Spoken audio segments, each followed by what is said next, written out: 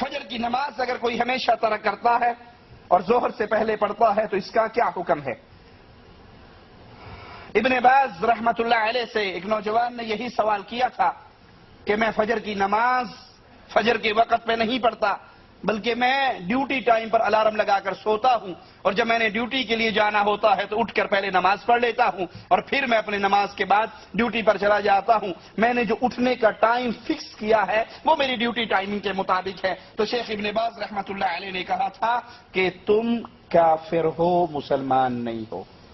تمہاری اللہ نے عبادت کا جو مقام، جو وقت مقرر کیا ہے، تم نے اس کو چھوڑ کر تبدیل کر کے اپنی مرضی سے ایک نیا وقت مقرر کر لیا ہے۔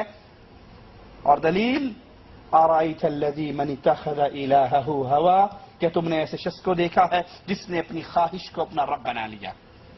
واللہ اعلم۔